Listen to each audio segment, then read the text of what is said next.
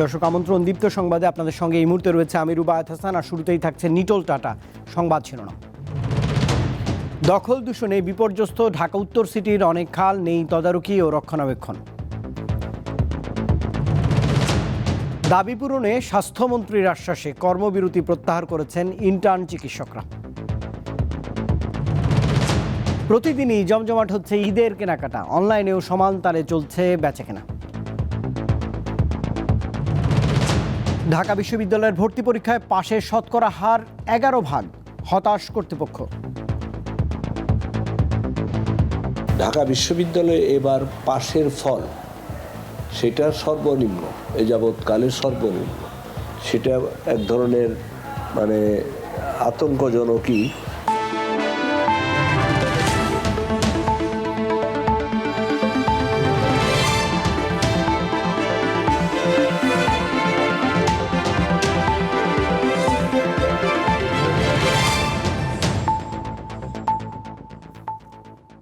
এবারে পুরো আয়োজন। তদারকি আর রক্ষণাবেক্ষণের অভাবে ঢাকা উত্তর সিটির খালগুলো স্থায়ীভাবে দখল ও দূষণমুক্ত হচ্ছে না। ফলে সামান্য বৃষ্টি হলেই সৃষ্টি হচ্ছে জলাবদ্ধতা, বাড়ছে মশার উৎপাত। খাল থেকে নৌকায় করে নদীতে যাওয়া যাবে, একসময় এমন স্বপ্নের কথা বলেছিলেন ঢাকা উত্তরের মেয়র আতিকুল ইসলাম। কিন্তু বাস্তবতা হচ্ছে ঢাকা উত্তরের 4টি খাল এখন হেঁটেই পার হওয়া যায়। ময়লার স্তূপ জমে আরও 4টি খালে পানি প্রবাহ প্রায় বন্ধ হয়ে গেছে।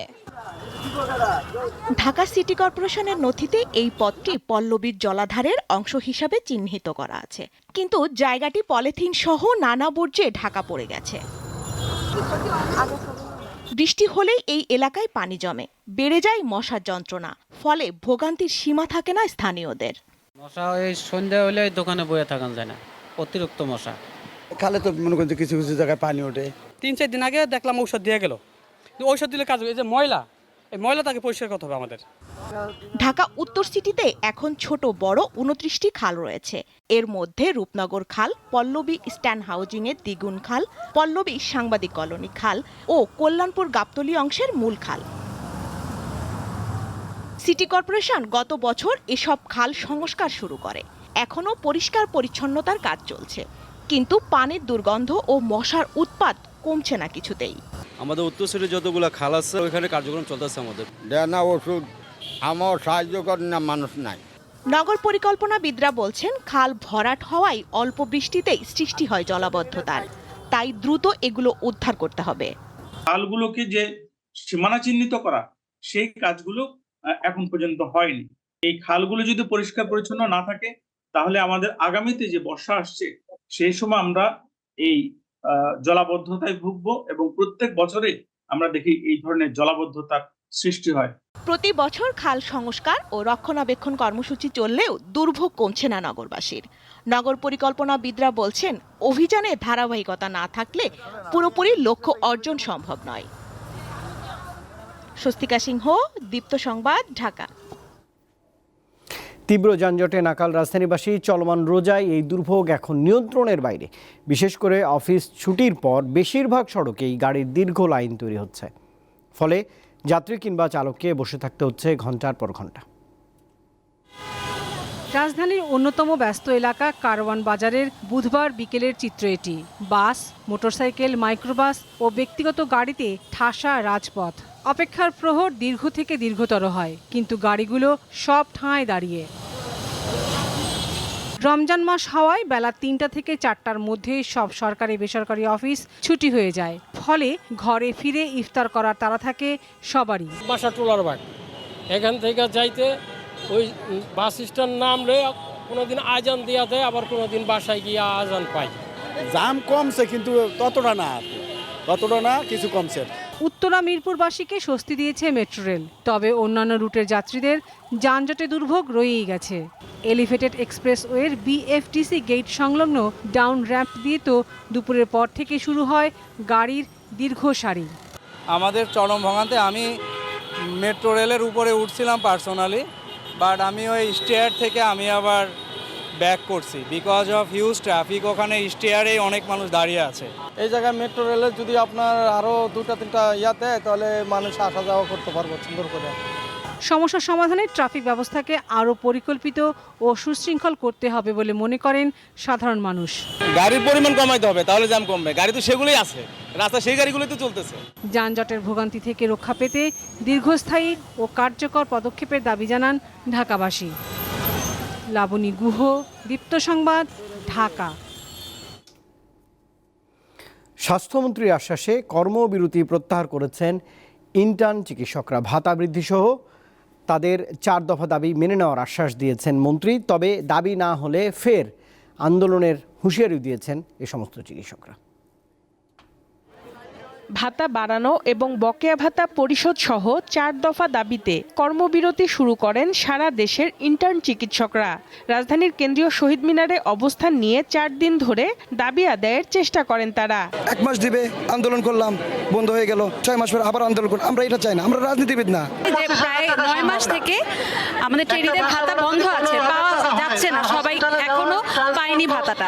তো সেই বকেয়া ভাতাটা যাতে সময় মতো পরিশোধ করা হয়। আমাদের যতক্ষণ পর্যন্ত একটা আমরা লিখিত কোনো প্রতিশ্রুতি না পাচ্ছি যে হ্যাঁ আমাদের ভাতা বাড়ানো হবে এবং আমাদের যাদের বকেয়া ভাতা এখনো যারা পায়নি সেটা পেয়ে যাবে, সেই পর্যন্ত আমরা আন্দোলন চালিয়ে যাওয়াটা আমরা ঠিক করেছি।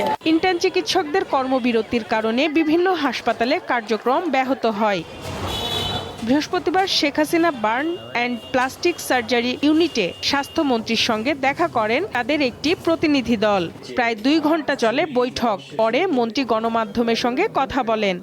আমরা আজকে এই বিষয়টি নিয়ে বিশদ আলোচনা করেছি। তাদের বেতন বৃদ্ধির ব্যাপারে আজকে আমি মাননীয় প্রধানমন্ত্রীর সাথে কথা বলেছি। মাননীয় প্রধানমন্ত্রী অত্যন্ত সদয়ভাবে আমার কথাগুলো শুনছেন এবং উনি আমাকে বলছেন যে না ঠিক আছে, ওদের যাবি, তুমি যা বলে গেলে আমি এগুলো অবশ্যই দেখব এবং তুমি ওদেরকে বলো কাজে ফিরে যেতে, আমি দেখব। স্বাস্থ্যমন্ত্রীর আশ্বাস বাস্তবায়ন না হলে আবার আন্দোলনে যাবেন বলে জানান ইন্টার্ন চিকিৎসকরা। 1 মাসের জন্য আমাদের আন্দোলনটা উইথড্র করতেছি। সঞ্জিদা প্লাবনী, দীপ্ত সংবাদ, ঢাকা। ৮,৪২৫ কোটি টাকা ব্যয়ে 7টি নতুন সহ 10টি প্রকল্পের অনুমোদন দিয়েছে জাতীয় অর্থনৈতিক পরিষদের নির্বাহী কমিটি একনেক। এর মধ্যে সরকারি অর্থায়ন 7,939 কোটি টাকা এবং বিদেশি উৎস থেকে আসবে 885 কোটি টাকা। আজ রাজধানীর শেরেবাংলা নগরে পরিকল্পনা কমিশনের বৈঠকে সভাপতিত্ব করেন একনেকের চেয়ারপারসন প্রধানমন্ত্রী শেখ হাসিনা। নতুন প্রকল্পগুলোর মধ্যে রয়েছে মিশরের কায়রোতে বাংলাদেশ চ্যান্সারি কমপ্লেক্স এবং আবাসিক ভবন নির্মাণ এবং বাংলাদেশ রেলওয়ের জন্য লোকোমোটিভ ও যাত্রীবাহী ক্যারেজ সংগ্রহ।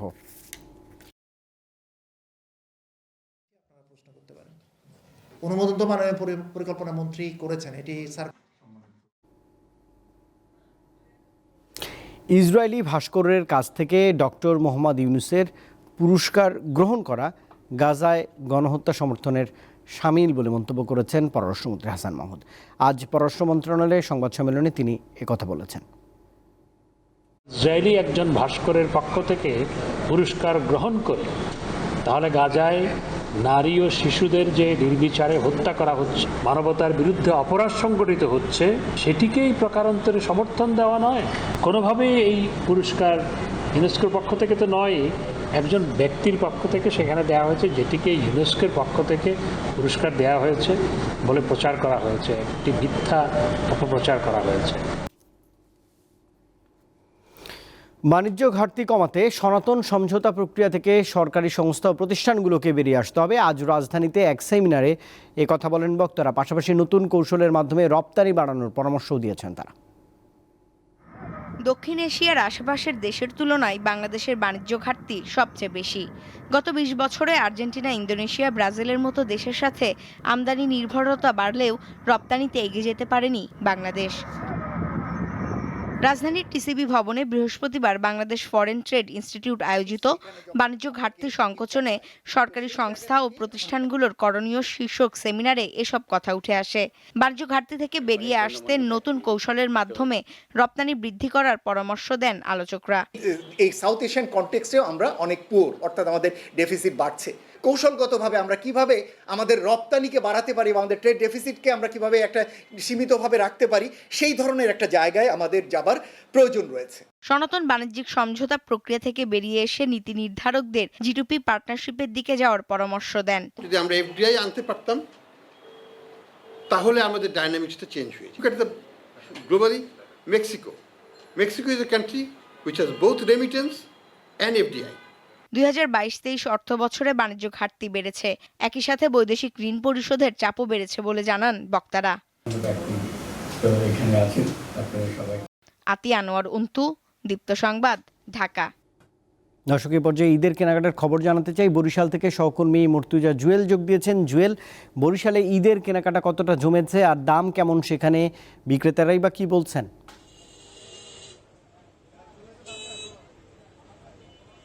ইফতেখার, আপনি যেমনটি বলছিলেন প্রথমে যে সময় যত ঘনিয়ে আসছে ঈদের বাজারে ভিড় এবং বেচাকিনা ব্যস্ততা ঠিক সময়ের সাথে সাথে বাড়ছে।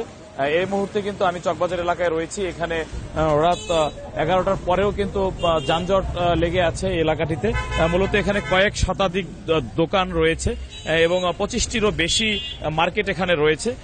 সকাল থেকে 8টা-9টার পর থেকেই এখানে ক্রেতারা সমাগম আসা আরম্ভ করেন এবং রাত 12টা-1টা অবধি এখানে বেচা কিনা চলছে। আমরা এখানকার ব্যবসায়ী যারা রয়েছেন তাদের সঙ্গে কথা বলেছি। তারা বলছেন মূলত নারী ক্রেতাদের ভিড় এই মুহূর্তে বেশি এখানে। মূলত ভারতীয় এবং পাকিস্তানি পণ্যের সমাহার এবার বেশি এখানে লক্ষ্য করা যাচ্ছে। তারা বলছেন যে বিভিন্ন যে নামের বাহারি পোশাক রয়েছে, বিবেক, রেনেসা, বিপুল, এ ধরনের নামের পোশাক এবার এসেছে। মূলত 3,500 টাকা থেকে 6,000-7,000 টাকায় মূল্যে এ ধরনের পোশাক বিক্রি করা হচ্ছে বলে তারা আমাদেরকে জানিয়েছেন। এর বাইরে ছেলেদের পাঞ্জাবি বিক্রি করা হচ্ছে এবং এই মুহূর্তে যেহেতু গরম আবহাওয়া রয়েছে, আবহাওয়ার সঙ্গে সামঞ্জস্য রেখে ক্রেতারা কিন্তু কিছুটা সুতি এবং পাতলা সিল্ক জাতীয় পাতলা কাপড়ের পোশাক তারা কিন্তু বেশি চাহিদা রয়েছে এবং সেগুলো বেশি বিক্রি হচ্ছে। নগরীর চকবাজার ছাড়াও কিন্তু ইতিমধ্যে বরিশাল মহানগরী এলাকায় বিভিন্ন যে দেশীয় নামি দামি যে ব্র্যান্ড সবগুলো রয়েছে সেগুলোর কিন্তু শোরুম এখানে রয়েছে। সেখানেও ক্রেতাদের কিন্তু উপচে পড়া ভিড় রয়েছে। আমরা এখানে যে বিপণী বিতান যে মালিক সমিতি রয়েছে তাদের সঙ্গে আমরা কথা বলেছি। তারা বলছে যে বর্তমানে চকবাজার এলাকাটি এটি মূলত নাগরিকদের চলাচলের জন্য যানবাহন চলাচল এখানে রহিত করা হয়েছে। 15 রোজার পর থেকে কিন্তু এটি আরো বেশি রাত 1টা পর্যন্ত এই সড়কে যানবাহন চলাচল নিষেধাজ্ঞা জারি করা হবে এবং হচ্ছে এখানে আইন শৃঙ্খলা রক্ষাকারী বাহিনী পুলিশ সদস্যরা রয়েছে নির্বিঘ্নে যাতে ঈদের কেনাকাটা যাতে করতে পারে এজন্য আইন শৃঙ্খলা বাহিনী তারা অতিরিক্ত ফোর্স মোতায়েন করেছে। পাশাপাশি সড়কে রয়েছে ট্রাফিক পুলিশের উপস্থিতি। ক্রেতারা নির্বিঘ্নে এখানে ক্রয় করতে পারছেন। তবে তারা বলছেন যে মূল্য কিছুটা বেশি, গত বছরের তুলনায় এবছর পোশাকের মূল্য 200-300 টাকা পর্যন্ত বেশি তারা বলছেন। বিক্রেতাদের বরাবরের মতোই হচ্ছে উত্তর যে আসলে তাদের ক্রয় মূল্য বেশি হওয়ায় তারা বিক্রয় মূল্য বেশি নির্ধারণ করছেন। অসংখ্য ধন্যবাদ মর্তুজা জুয়েল, ঈদ বাজারের খবর জানাচ্ছিলেন তিনি।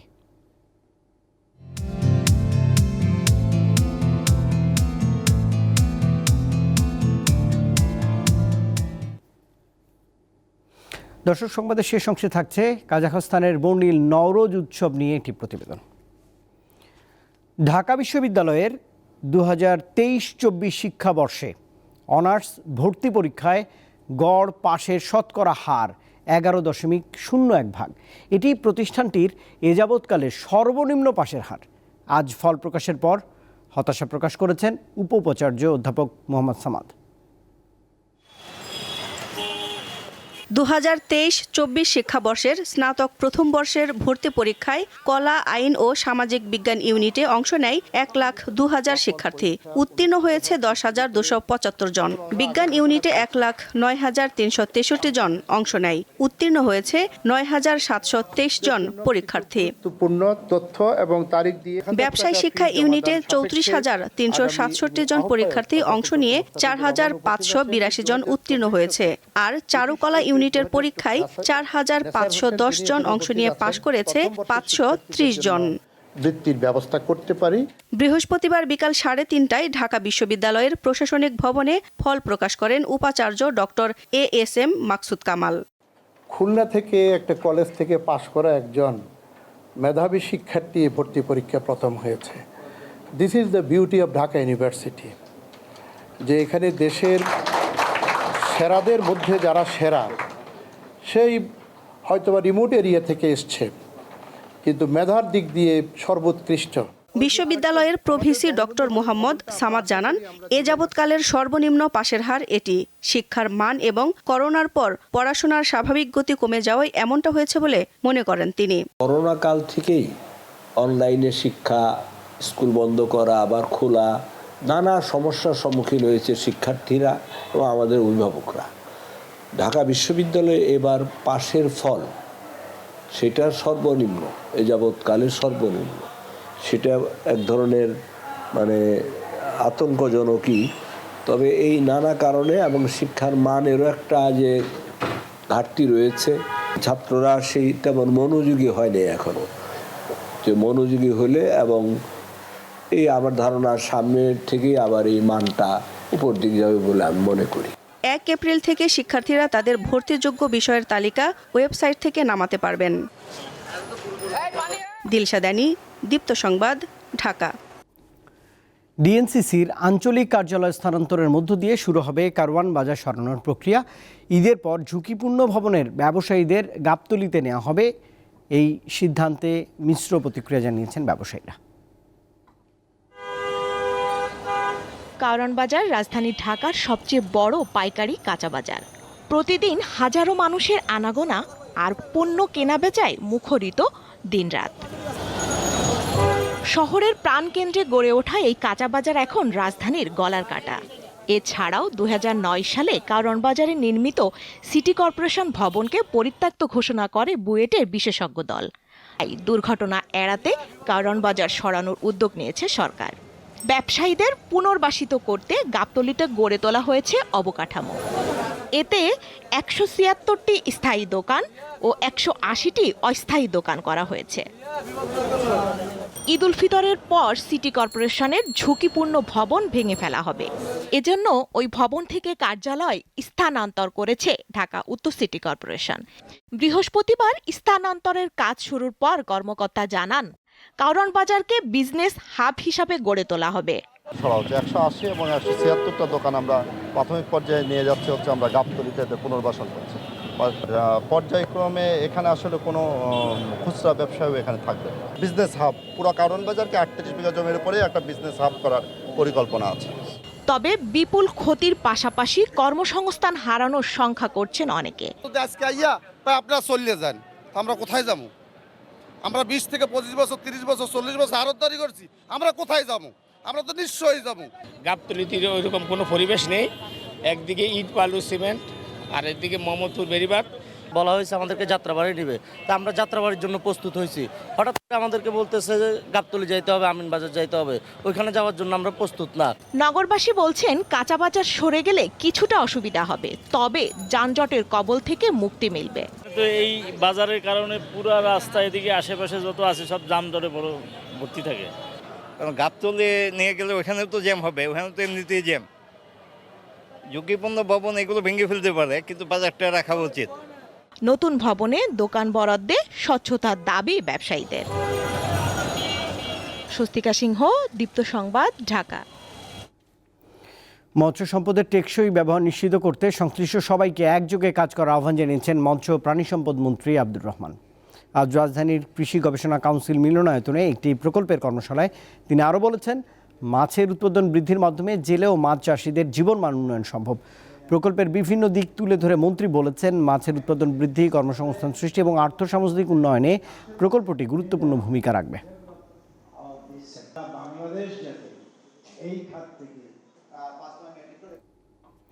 শিক্ষা খাতে বরাদ্দ কম থাকায় ঝরে পড়া শিক্ষার্থীর সংখ্যা যেমন বাড়ছে, তেমনি মানের দিক থেকেও পিছিয়ে পড়ছে দেশের শিক্ষার্থীরা। তাই আগামী অর্থবছরে বাজেটে শিক্ষা খাতে শতকরা 15% বরাদ্দের পরামর্শ দিয়েছেন শিক্ষা হিতৈষীরা। আজ এক আলোচনায় এই পরামর্শ দেন তারা। বৃহস্পতিবার রাজধানীর আগারগাঁওয়ে বঙ্গবন্ধু আন্তর্জাতিক সম্মেলন কেন্দ্রে শিক্ষায় ন্যায্যতা ভিত্তিক বাজেট আমাদের প্রত্যাশা শিরোনামে এই মত বিনিময় সভার আয়োজন করা হয়।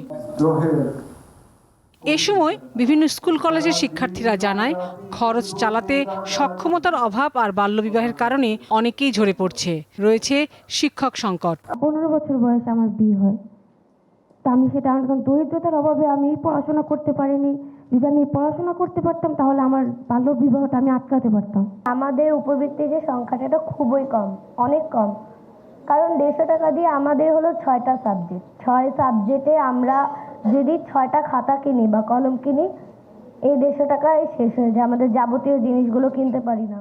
বক্তারা বলেন, উন্নত জাতি গঠনে শিক্ষার গুরুত্ব সবচেয়ে বেশি হলেও বাংলাদেশে এই খাতে বরাদ্দ জিডিপি শতকরা মাত্র 1.76 ভাগ। বাংলাদেশে এই খাতে বরাদ্দ জিডিপির শতকরা মাত্র 1.76 ভাগ, ভারতে প্রায় 3 ভাগ, নেপালে 5 ভাগের বেশি, আর ভুটানে এটি শতকরা 9 ভাগ।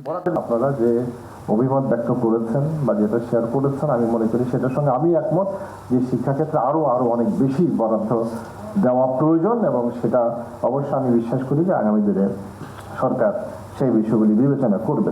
একটি স্থায়ী শিক্ষা পদ্ধতি এখন সময়ের দাবি বলে মনে করেন অন্য বক্তারা। বাংলাদেশে শিক্ষা নিয়ে পরীক্ষা নিরীক্ষা এত বেশি চলছে, আজকে 5ম শ্রেণীতে পরীক্ষা হবে সমাপনী, কয়েকদিন পরে হবে না, এখন বন্ধ করা হয়েছে, আবার শোনা যাচ্ছে নাকি আর কি ধরনের পরীক্ষা হবে।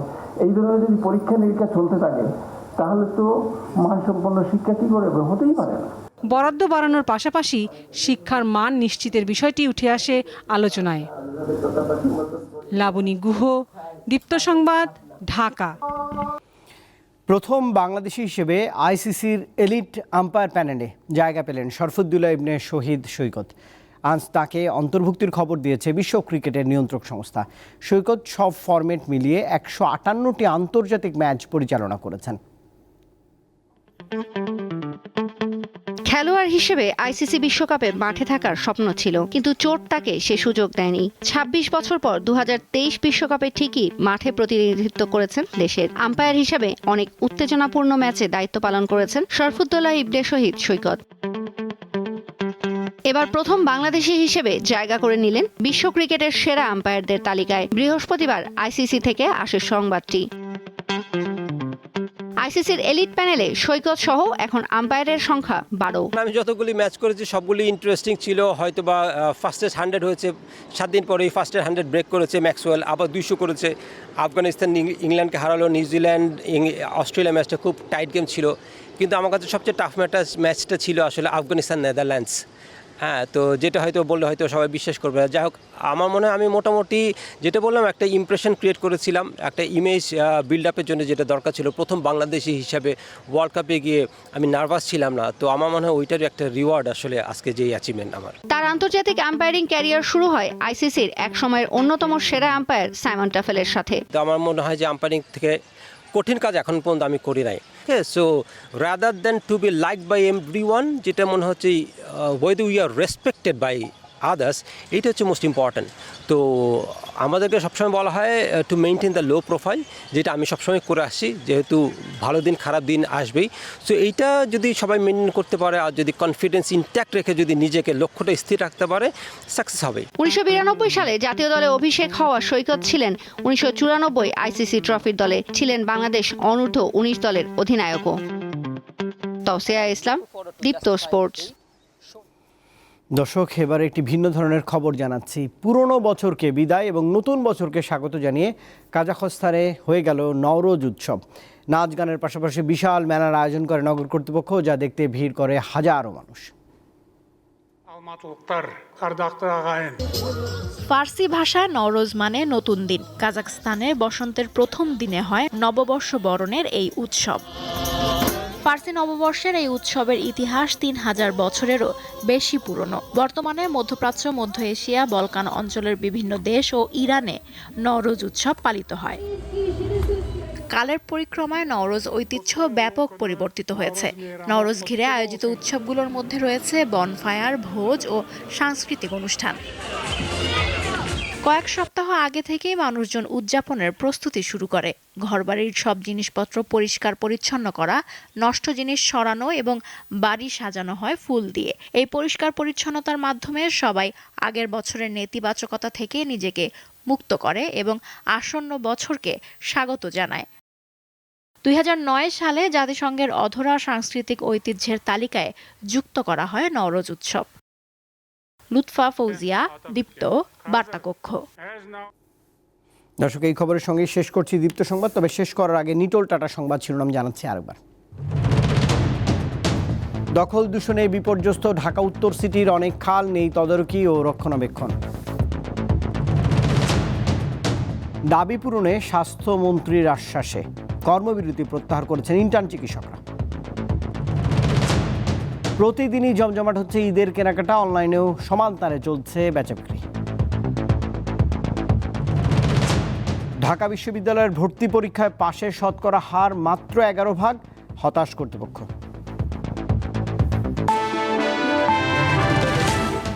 দর্শক, এই ছিল এখনকার মতো। এতক্ষণ সঙ্গে থাকবার জন্য ধন্যবাদ সবাইকে। আরও তথ্য বিনোদনের জন্য আপনি যুক্ত থাকতে পারেন দীপ্ত টেলিভিশনের ডিজিটাল প্ল্যাটফর্মগুলোতে। শুভরাত্রি।